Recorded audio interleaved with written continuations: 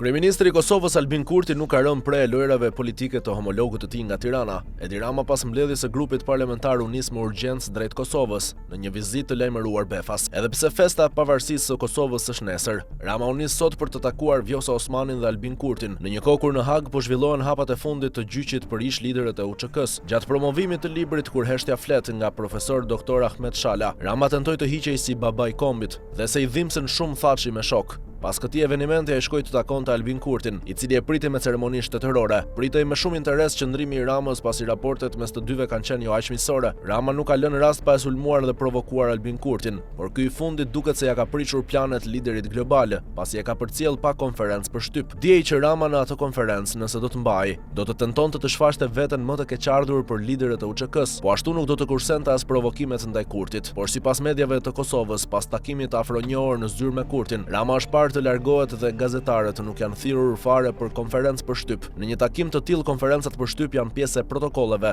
dhe nuk shmangen kollaj. Ishte vetë Kurti që më pas reagoi në rrjetet sociale, duke u mjaftuar vetëm një postim të shkurtër. Mirëprita kryeministrin e Shqipërisë Edi Rama. Diskutuan për marrëveshjet bilaterale që kemi dhe fushat se ku mund t'i shtojmë ato, për mundësitë e reja dhe se si të shfrytëzojmë sa më mirë, si edhe për sfidat e përbashkëta dhe mënyrat për t'i tejkaluar ato sa më lehtë. Me mandatet tona të riporterira, përmes bashkëpunimit ndërqeveritar dhe ndërshtetëror, le të shërbejmë edhe më tej më shumë qytetarëve në të dy republikat dhe kombit ton mbar, shkruan Kurti. Vetë Rama nuk ka bërë asnjë postim mbi këtë takim. Nëse shohim edhe ceremoninë e pritjes, duket se raportet mes tyre janë të ftohta. Të dy kanë qëndruar të vrentur. Rama për vitesh ka tentuar të bëjë rolin e protagonistit, duke kritikuar sjelljet e Kosovës, duke goditur Kurtin e të tjerë. Në vitin 2023 madje, Rama i shkoi në kryeministri Kurtit dhe ky i fundit nuk pranoi të atakonte, duke dëshmuar se sa të acaruara ishin raportet. Tani raportet janë pak më ndryshe, por sot u dëshmua se akulli mes tyre është ende i trash.